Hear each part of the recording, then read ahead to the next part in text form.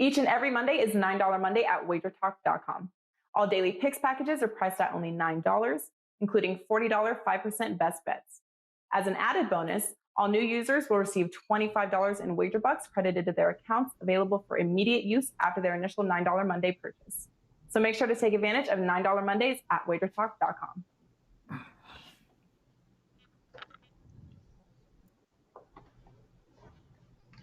Good morning, guys. Welcome back here to Wager Talk TV for another episode of Puck Time. Like you just saw on the screen, it is $9 Monday at both sportsmemo.com and wagertalk.com. You can find any pick package, 3%, 4%, 5% play for just $9. I, of course, have Carmine Bianco joining me as usual, my co-host, and Dave Cokin joins us in his Monday spot. Carmine, I'll start with you. How are things? Things are good, man. Well, we're still on lockdown here north of the border, as you know, Andrew, although it's not where you are on the East Coast there, but we're making do. Scheduled for my shot, my jab, whatever you want to call it, on the 28th of April. And just enjoying some really good hockey, man. We're in the stretch run, 13, 14 games left for most of these teams. And there are some pretty damn good games on the weekend and a lot of really good ones scheduled for this week. We are, and this is where it starts to get real exciting. We're seeing some trades now. The trade deadline is here, and we'll be talking about a few of those trades, but we won't get into too many of them until the players start getting into these lineups. But Dave, like Carmine said, man, this is when hockey starts to get real fun. The playoff push is beyond us. Yep, and a lot of trades getting made. It's action central in the NHL right now at the deadline, and we'll try and see who made out best as the trades get broken down and dissected, and who's going to make the big push come playoff time. Yeah, I can't wait. A decent amount of games to talk about today, guys, and a few of these actually do imply a couple playoff implications, but Carmine and I were talking about it off show. I mean, this North Division has pretty much been locked in. The positions for the playoffs for this division, but other divisions not as much. So today it's the Leafs, the Habs, Blues, Wild, Chicago Blackhawks, and the Blue Jackets, Kings, Knights, and another huge favorite, the Coyotes and the Avalanche. And Carm, these team totals, man, they've been hitting for some of these big favorites. We've been finding a way to have some success, avoiding these minus 300 crazy prices and cashing on these team totals. So we'll see if we can get back on those team totals with those big favorites once again here today. But let's start off with the Habs and the Leafs here tonight. Obviously, Leafs made quite a few changes to their lineup. The last time these two teams played, I said it wasn't the best spot for the Leafs. Perez said every spot hasn't been good for the Leafs, but they're still getting it done. Leafs are playing red hot right now, but I think Dave said this a while ago, and I got to reiterate it. When you get a goalie that's playing as hot as Jack Campbell, you feel confident. Your defenders feel confident. Your forwards, they make that extra move going up the ice because they feel confident that they have that red-hot goaltender right back there. And the Montreal Canadiens right now, it's absolute shambles. I mean, Dominic Ducharme, he just can't stop changing up his line combos. And I'm a big fan, guys, of trying new things, experimenting. Put this guy up here in the second line for a second. If it doesn't work, put him back in the third. But right now, he's literally putting the lines in the blender. And if you do that, you have to stick with it. You can't just every single game change your line. So I know we're probably not getting, and I believe it actually is confirmed, we're getting Hutchinson in nets for the Leafs, and that's what dictates this price. Because to me, I think this price is too good to be true. Maple Leafs are playing red hot right now, and it seems like they can't be touched. Their goal scoring capability is still there, but their defense is the biggest difference for them this year. So I have to look at it, but I'm going to look at the first period over 1.5 here, guys, because I feel like this game should have a fast start. Both teams eager, and the Habs are going to play with some urgency. I'm just not sure that leads towards a win, but I think it will lead towards some goals. Carmine, we might not see Campbell tonight, but this Leafs team is playing very well. Yeah, they are playing well. In talking with the Leafs, it's a 9-0-1 streak, one regulation or one overtime loss for this team. They're on a run, but they're the best team in this division right now. And we talked about, when you have goaltending, and it's something that they didn't have sort of in the previous years when you got into the second half of the season because they just wore down Freddie Anderson playing him game after game after game. There was a problem with that team. They're playing extremely well right now. They're the team that's supposed to win this division and likely will represent the North Division in the semifinals of the playoffs, just because I don't see a team right now who can beat the Leafs in a 7-game series. I just don't see it right now. They've run over Edmonton. The only team really that seems to give the Leafs a game right now is Winnipeg. And could they do it in a 7-game series? I'm not entirely sure, but the playoffs are a completely different beast. Then you look at Montreal, and Montreal are the epitome of Groundhog Day. Literally, you think the day is or the run is going to get better with this team, and all of a sudden you fall asleep, you wake up, and you're smashing that clock because it's 6 a.m. and you're reliving the same nightmare with this Habs team. It's just who they are. And the fact that they're in fourth place in this division, just lends to the fact of how bad this division is with Calgary, with Vancouver. It's going to be a crawl to the finish line between those three teams to see who makes the playoffs. And I get the fact that once you're in the playoffs, it's a completely different beast. But this year, in a 56-game schedule, that doesn't really change. Even with Hutch in net tonight, his numbers have been good, Andrew, as far as he's 4-2-1, 2.42 goals against average, 0.919 save percentage. The league average for save percentage is, you'll always hear me talk about save percentages. The league average is 0.908 this season. So anytime you're above that league average, you're running good as a goalie. So I'm leaning under here. I'm taking the under 6 as my play here. Under 6 from Carmine. Yeah, like you said, they're playing so well, and they haven't stopped. They have made a few pickups, and we'll get into those as the days move on and these players start to insert themselves into the lineup. But Carm, I think, to your point with the under in this game, the full game under, there's actually a reason why I'm on the first period over and not the full game over. I just think this game will start with a bang and could settle down. But the difference for me of the Leafs this year, not only on the offense, but the defensive side of things, they're just staying out of their own end. A guy like TJ Brody, he's not trying to get up in the rush and score goals. He is protecting his end of the ice and playing good defensive hockey, which is what this team needed. They have enough offense. They need their defensemen to play D, their forwards to go up there and score. And I feel like that's what's made them so successful this time around. Yeah, and I get it. And one of the things with the Leafs, and we saw it against Ottawa. There was about a 4-minute span in that second period where the Leafs they rolled out 3 or 4 lines, probably even more, and didn't look good. And the Sens put 3 goals in on them. One of them was a shorthanded goal.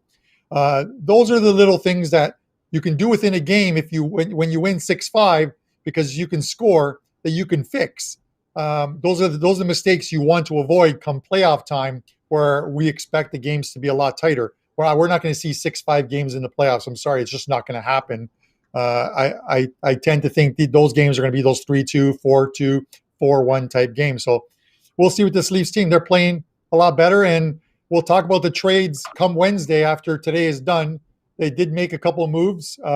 We've probably seen the end of Freddie Anderson now. They've got Riddick, and they've somehow cleared up $3.25 million in cap space, where they might be able to bring in another player as long as they can get the team that's sending them here to pick up like 50% of that salary. So they could pick up another rental player with that cap space, which is going to help this team out greatly come playoff time.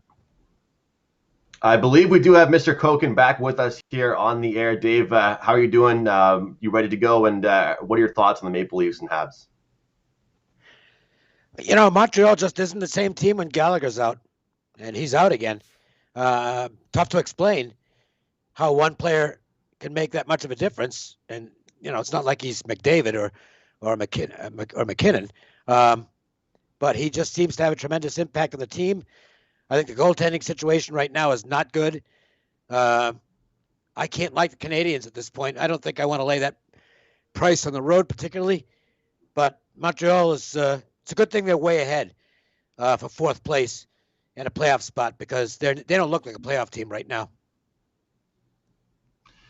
Yeah, unfortunately, that's very true. And they had a great start to the season, and then they really fell off, and they had that layoff for COVID, so they will have some makeup games as well that will kind of In my opinion, Dave, those games at the end of the season that are kind of like their makeup games will definitely help at least restore some confidence on their part. Our marquee matchup game today, guys, is the Blues and the Wild. This division has been a little more fun to handicap, to watch, to look over. Blues plus 120, Wild minus 140 here. Total sits at 5.5. What are your thoughts right now, Dave, on this Blues team? Anyway, what do you feel about them moving down the stretch? Well, the weekend was real good for them, and it looks like the tongue lashing they got from the general manager had an impact on the team. It's funny. Sometimes the coach can scold the team, and I don't know. They're with him every day, and I'm not sure that they really buy into it one way or the other. But when the guy who signs the checks is the one making the comments, maybe they take them more to heart. They played 2 good games against the Wild. Minnesota, really for about a month now, has been a pretty bad hockey team. They're simply a team going in the wrong direction, and I think it's conceivable they could miss the playoffs if they don't straighten things out. I think you got to look at the Blues here.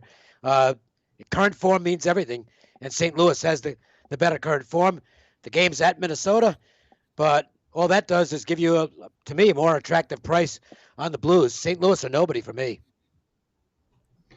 You say current form means everything. I think it does too. And right now, it's hard to ignore the way this team is playing right now in this moment. So, Carm, what are your thoughts on this game here? While they're the favorites, but right now, this Blues team is the more hot team. Yeah, well, they are. It was a 3-game revival of sorts, and it came right after I said I thought the Blues were dead. So that was pretty funny in that sense. But it's a revival of sorts. Listen, Binnington went 2-0. He stopped 74 of 76 shots. The Golden Knights fired 51 shots on goal in that 3-1 Blues win. And this is one of the reasons why, as I get into in breaking down this game a little bit, I'm going to lean to the total on this one. These two teams are are embarking on playoff hockey. It's just the way it is. If you remember the Blues in that Stanley Cup run, they were out of it at Christmas time. They brought up Binnington. They started to play better as a team. They ran off 13 games in a row, I think it was, and moved up the standings. But they were playing playoff hockey, winning 3-2 games, 3-1 games. That's what they're going to have to do in this division because they're playing against the Avs. They're playing against Minnesota. They're playing against the Vegas Golden Knights. They're meeting a lot of these teams. They're going to have to win those low-scoring games. It's the only way that they're going to win these games. They're not all going to be 9-1 games against the Wild. Let's forget it. That's not the way the Blues play. As far as the Wild go, it's the same thing. The Wild have had a great season. You can't discount that. But they're about to embark on a bunch of games, and you would normally say playing the lower half of the division is a good thing. Playing the teams who are absolutely fighting for a playoff spot that St. Louis is, San Jose is, the LA Kings are. Those are the teams that are hungry for a point, trying to get games into overtime, picking up points. They're about to embark on a bunch of games against those teams, and those are going to be playoff hockey type games for teams that are scrapping for a spot. I'm leaning to the under here. I think the under is the play here. 5.5 goals. I don't think we see a lot. I think the Blues get Minnesota to play their type of game tonight, which they did in that 3-2 game on Saturday. So I'm looking at the exact type of game tonight, 3-2 type of game. Under for me, 5.5 here. Well, it was a point that Marco made in the show that actually would be the exact same as what you're saying right now. Carmine likes the under in this game. And Marco, he brought up what you said, and it's the Blues style of play. What you said there, Carmine, really stuck out to me because Marco said that on Friday. That's the kind of hockey that led them to their Stanley Cup. That's the kind of hockey that made them so great down the stretch when they had their cup run after they were playing so poorly throughout so much of the season. Past 3 games, they only allowed 4 goals, and it's just so funny, Carm, because we always use the term recency bias or recent form. But this team, the 7 games before that, did not look good. And now it's 3 straight games where we can say to ourselves, like, wow, we're pretty impressed here. Vegas once, Minnesota twice. Do you feel like there's any part of us that's taking too much into the recency? Or as far as this time of the year, it's kind of just what you have to do. Look at what they've done for you lately. You have to look at it. And listen, I was on Props and Parlay show, Sirius XM on the weekend, and I talked about the Nashville game. Nashville is playing defense now. They're getting some goaltending. They're playing defense. Their last 13 games, they're 10-3 to the under. The only two games that didn't go, two of the games that didn't go under the total were like 7-1 wins over Detroit, who's a bit of a train wreck at times, or most of the time this season. But it looked like a dead under to me against Tampa. And while they lost the game, they got Tampa to play their style of game. It was a tight checking, very few good chance, high scoring chance kind of game. And I think it finished 2-0 Tampa. So you watch some of these teams. If you see them getting on a roll, like the Blues are getting on a roll right now, if they're starting to win games by these 3-1 type margins, you might as well just jump on the total train with them, because sometimes we wait too long. We wait a little too long with the Islanders road unders and the Islanders home overs. It's starting to even out now, but you got to jump on it at the right time. When you see it, identify it and start making money with it. Let's get into our next game here. Chicago, the Blackhawks take on the Columbus Blue Jackets, our line change game here. And not much movement, actually, in this game. A little bit here. Blackhawks now minus 125. And if you look at it right now, I mean, the Hawks, 43 points.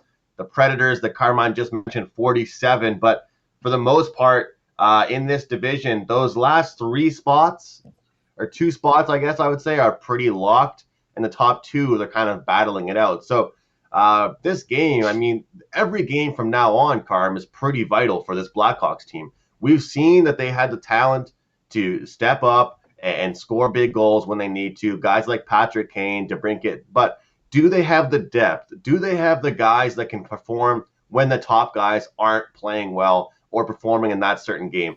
And to me, that's really my worry. That's my worry about this team, is when you watch the highlights online and you're watching your TV, usually when the Blackhawks are having an amazing game, it's because those stars are performing.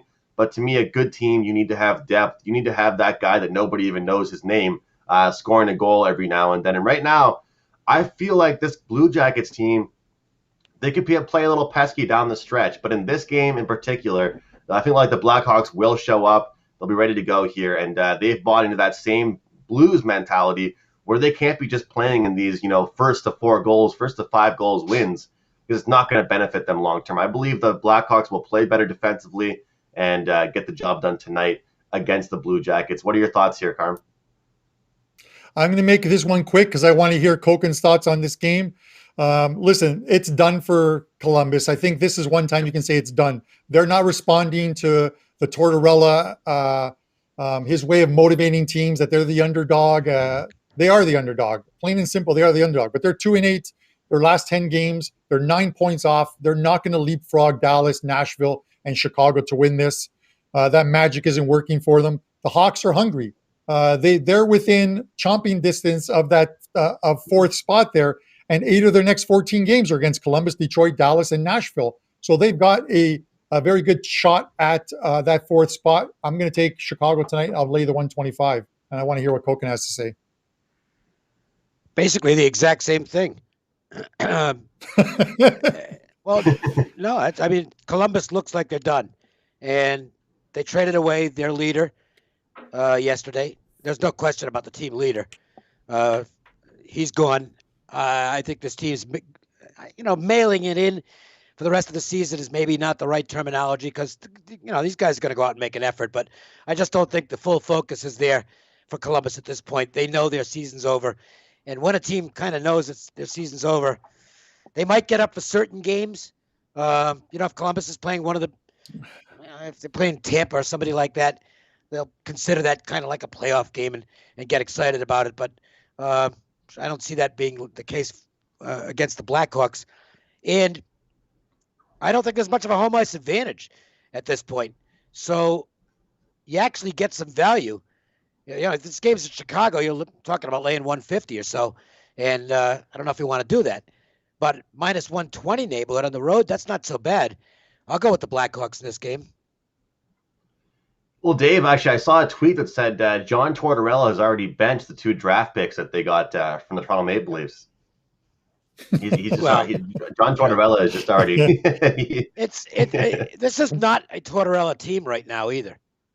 Yeah, Dave, I think it's safe to say that Patrick Laine deal hasn't really worked out well for called them. that one, and look, I'm going to give myself props on that one.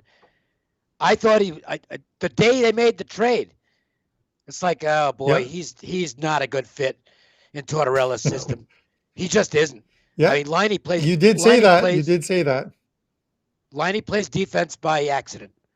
Okay, if he needs directions to get on his side of the blue line, and he's just not a good fit for what Columbus does. So I'll make this prediction: either Patrick Liney or John Tortorella won't be in Columbus next season. I don't think they can Oh, I think that's a minus 400. Dave, that's a minus 400. Yeah, Dave, and Dave, Dave, to that point, gone. And Dave, to that point, I don't think this is a case of Tortorella's lost his team, right? It's just they aren't good. They aren't a good team. They weren't that good to begin with, and I thought Tortorella did a phenomenal job with them last year, making them as competitive as they were, and then got just extraordinary goaltending in the playoffs to kind of hang in there. I mean, Korpisalo and Merzlikins, whoever was in goal, these guys were seeing insane amounts of shots and were stopping everything. But it's just not a real talented team. And that's okay because Tortorella can get the most out of those guys for a while. But nobody can get the most out of a substandard team forever. I mean, they've got a few good players. But I think the guts of the team aren't there anymore. A guy like Josh Anderson, who was so important to them last year, he's in Montreal now, and when he's on the ice, when he's healthy, he's been a real difference maker for them. You can't expect that goaltending to hold up game after game, season after season. They're just not very good. And unfortunately for Blue Jackets fans, I think they could be in for, this hasn't been a real successful franchise. And last year was a real thrill for them, but I think they're back on the wrong side of the ledger again as far as the power ratings are concerned. They're just not very good. The real success for them seems for me to just be winning a first-round playoffs when nobody expects them to. Sweeping Tampa Bay, kind of a low beating bar. Toronto. Yeah, and then where does that take you? I mean, congratulations, you won a series, you upset a team, but where does that really take you? Let's get into our next game here, guys. Our Dumper Chase segment, the Vegas Golden Knights, the LA Kings. Vegas 7-3 last 10 games against the Kings, and it's kind of funny, guys, because they're 7-3 the last 10 games, but the average in goals is actually relatively similar. Last 10 games, Vegas is averaging 3.1 goals per game, and LA 3. Because the games that LA's actually done well, those 3 games, they put up massive goals. So these numbers are very inflated. Last 7 games, this Vegas team has dominated them. Their shot count has been higher than I've seen ever, really, for a team consistently. It's, they're getting up there with like 36, 37 shots against this LA Kings team. What I've liked about this Knights team lately is that they're not taking their foot off the gas pedal against the lower tier teams. I know they aren't on some crazy, 8-game winning streak or anything of that nature, but I just like with this team right now, they are playing every team as if they are the same. And I think that's what a lot of teams down the stretch have to do. If you take a look at them right now, they're going under. 6 of their last 7, I believe, have gone under the total. And any game that has really gotten out of control, it's been because they've done the scoring. So I feel like right now we're looking at these team totals quite a bit, Carm. And I look at a lot of team total overs. But in this game in particular, I'd be interested in looking at a team total under for the LA Kings. Look for Vegas Golden Knights to continue some defensive success, and we'll avoid this price with them at the minus 180 mark. Quick thoughts from you, Carmen, in this game? Yeah, in that game that they lost in LA, I think it was 4-1 or 4-2. They registered something like 50 shots on goal. The Knights do a lot of that. It's just, listen, the Knights schedule, they played a lot of their big games early in the season. They got the Colorado ones and the Minnesota ones out of the way. They only play Colorado and the Wild twice more, and then the rest of the games are through the bottom half of this division. So they're going to play a lot of teams that may have packed it in those last few weeks, in the last 2 or 3 weeks of the season, and they're only 2 or 4 points off top spot behind the Avs. Yep. So they could literally take that top spot. It's going to be a race to the finish there, but they could set themselves up if they keep going at the way they're going to put together a nice little run heading into the playoffs, which they're going to need because this is one of the toughest divisions in my eyes. You look at the Kings; they had that nice win streak going, and then they've gone 7-15 since. They did win their last game, but in their previous 6 wins during that 21 game span, they lost the next game. They haven't been able to string 2 wins together. They're 0-6 off a win, and they're coming off a win against the Sharks. So I'm leaning Vegas here. I think it's a Vegas victory. Lehner should be in net tonight, I hope. I get it that Fleury comes off a 1-0 shutout win, but it's a back-to-back one. Lehner's 3-0 against the Kings this year, and he's 8-1 on the season. So probably a good spot to come in with Lehner here. Dave? That was a good win, though, against San Jose in their last game. So the team's not going to give up. Drew Doughty, when Drew Doughty's on the team, you're not going to give up. He's a real leader. And, look, the Golden Knights have to make sure they go in and play focused hockey because at least for one period, the Kings are going to give them a battle. But the Golden Knights, look, they're in great position right now. I think Colorado's only got 5 home games left. So the Golden Knights have to feel as though they've got a real chance to catch this team for what would be a very important home ice advantage in the divisional round of the playoffs. I think the Golden Knights will take care of business. I don't want to lay this kind of a price because I know the Kings are going to give them a fight. And look, I just don't think the Golden Knights are as good with Lehner in goal as they are with Fleury, who pitched another shutout yesterday. He didn't have many shots, but I think it was just 14 shots, but he stopped them all. I think Golden Knights win, but it's not a game I'm really considering betting.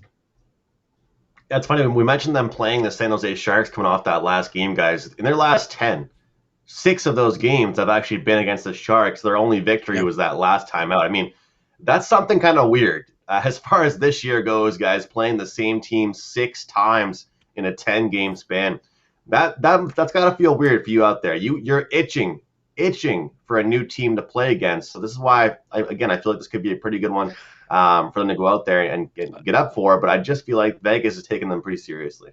Although I think you're going to see, now that won't be as spectacular as this year with these 4-game series and things like that, but I believe the NHL will go with with some of this scheduling in the future when we get back to normal. I think you're going to see 2-game series. It's cost effective. I think it can build the excitement because you got teams playing, back-to-back games.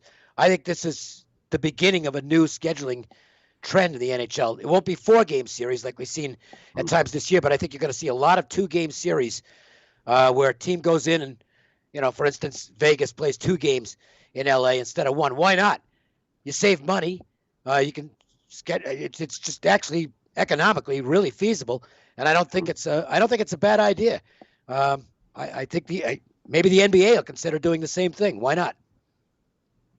I think we'll see it as well, Dave. And actually, I do play-by-play commentary and for a local university and for different leagues around my hometown. And they actually, one of their sports, they joined one of the other leagues. So it's like 2 leagues together, kind of like 2 divisions joined together. And I talked to one of the coaches, and I was like, how do you feel about the fact that you guys are playing just 3 games in a row against the same team? And the coach was like, Andrew, it's awesome for me. I look at film that night of that game that day. I get to improve on that the second day. He's like, as a coach, you're happy to play the same. He's like, the players might not like it, but from a coaching standpoint, it's hard to argue getting to, right some wrongs you made the previous day. I like the quote he gave me. Well, and my thoughts on it are I always go to the business aspect because that's what really matters to the leagues, okay, is the dollars and cents. Mm-hmm. And from a dollars and cents standpoint, it makes all the sense in the world to maintain a similar scheduling format like this with back-to-back games, 2 teams facing each other at the same location. And by the way, saw a lot of it in college basketball this year, brought on by COVID naturally. But I think in many conferences they're going to keep that same format. next season where a team will play 2 games back to back against the same team. Why not? Makes for some pretty competitive hockey and some rivalries to come up as well. Barn burner game here, guys. The Coyotes and the Avalanche. Total sits at 5.5. I mentioned earlier in the show, pretty much out the gate, that we have been looking at team totals on this show over the past couple weeks, a little more than we were to start this season off. And Carm, I got to ask you, man, it's been a little bit of wash, rinse, repeat. When this Avalanche team wins, they're piling in those goals. How do you feel about this game tonight with the Avalanche and Coyotes? Yeah, well, it comes down to goaltending, and it looks like it's going to be Prospitov for Zona. I think he's scheduled to be the starter tonight. He played in that game. I think it was that 9-3 game. He came on in relief of was it Aiden? He came on in relief, but he allowed 5 goals in that 9-3 loss. He's not a very good goalie. I don't think so. It's going to take some time. If you remember, Zona has that remedy. They had 14 shots on goal last night. It was the lowest shot count Vegas has ever allowed. I think 15 was prior to that. Arizona tries to play these games where they try and steal a point. They try and win these 1-0, 2-1 games, try to get it to overtime, get some points. Figuring it's going to help them for that 4th spot. They played a couple games. If you remember those 2 games against the Avalanche, they registered 14 shots in both those games and won one and lost the other one in overtime. So it worked there. It's not going to work against this Avs team now. Avalanche lit them up for 18 goals in 3 games since those 2 there. I'm looking at team total here, and while the actual game total is 5.5, I'm looking at the team total for Colorado, which is 3.5 minus 140. I think that's the way to go here, without having, with their top 2 goalies out of the lineup right now for the Avs. Sorry, not for the Avs. I'm talking about for Arizona. It's going to be a while before I think we see Comfort back or Ranta out. I don't think they're ready to come back from their lower body injuries. It's going to be Prosvetov right now. He's listed as expected. I can't see how they don't go with a different goalie off of a back-to-back. Aiden Hill was the goalie the starter in that 9-3 loss. They pulled him early, brought in, like I said, Prosvetov, and he stopped like 23 of 28 shots, but allowed 5 goals. So it's Avs team total for me here. It's just too huge a price to take anything else. I think we see goals here, but I think we see them all from one team. Colorado Avalanche on the team total from Carmine. And yeah, it's a huge price. So Dave, I'll ask you the same question I asked Carm. How have you been able to find a winning way to bet these games with the prices that we're seeing like this? 2-team parlays. If one of the teams comes up as a big favorite, Colorado did in the game with Anaheim. I wanted the Avalanche in that game. They didn't play very well, but they won a 2-0, and the other end hit. I'm 5-1 with those parlays this year. I don't like parlays particularly, but sometimes they're more cost effective and minimize the risk. And I don't play more than 2 teams, so it's not like I'm going out there with 19 parlays or some ridiculous thing like that. Look, this is just a bad spot for Arizona. It's their 8th straight road game, and then they have to play at Minnesota on Wednesday, which will be their 9th straight road game. They've lost the last 3. They really didn't show a lot of life in the 2 games at Vegas. 7-4 was actually a misleading score because they got absolutely killed in that game. It was 5-0 before you could drink your first beer. And Golden Knights took their foot off the pedal. It's true. Foot off the pedal in the 3rd. It's true. The game was over immediately. So the final score was misleading. Arizona got a bunch of garbage time goals. And then they got nothing. 14 shots on goal, as Carm mentioned, just got completely outplayed in the 1-0 loss yesterday. And now they have to go in with no rest on top of that. Yeah. I mean, this just looks like a spot where Colorado can do whatever they want.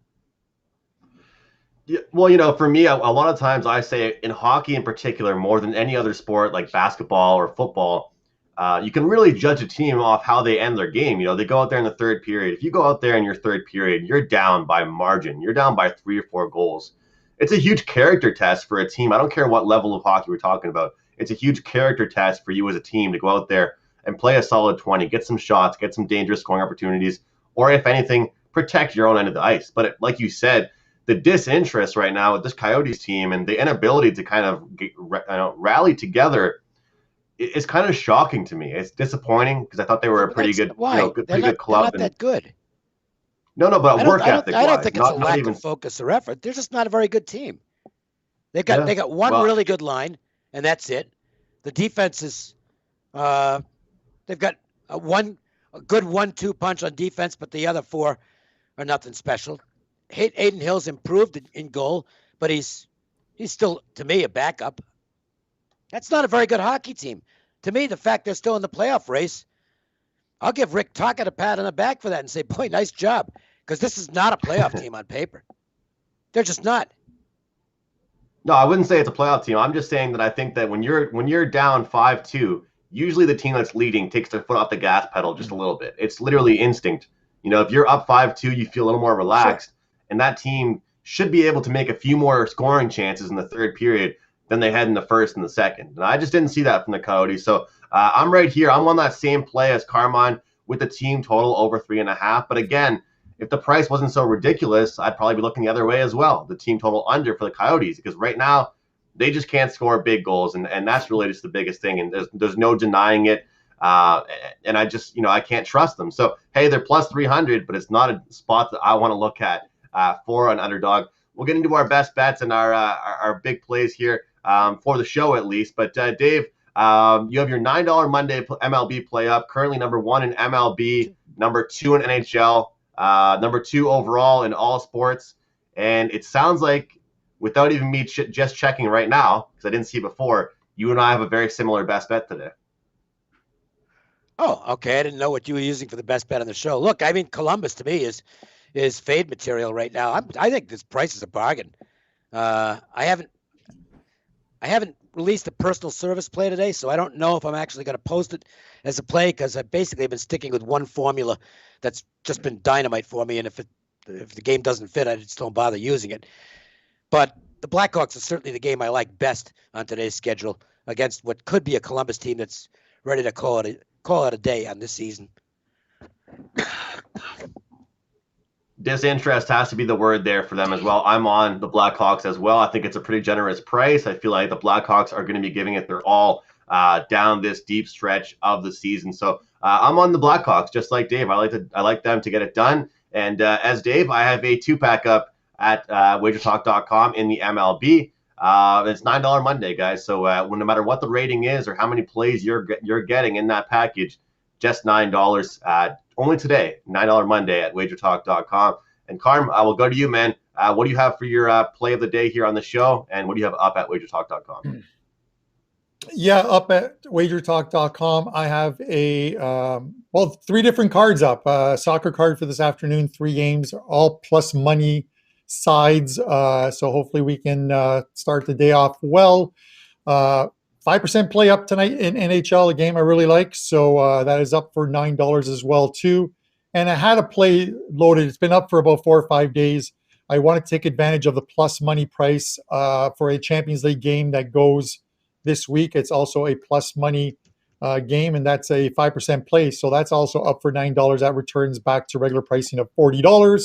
My play is going to be that Avs team total. I talked on Friday about some good spots for team totals, and I know, Andrew, you've had them as well too. I thought that Vegas game was a great spot for a team total over 3.5, and they had 4 goals in the first 8 minutes of that first period, so that team total was an easy winner. I kind of hope this is the same way with Colorado tonight. 3.5 minus 140 is the team total here.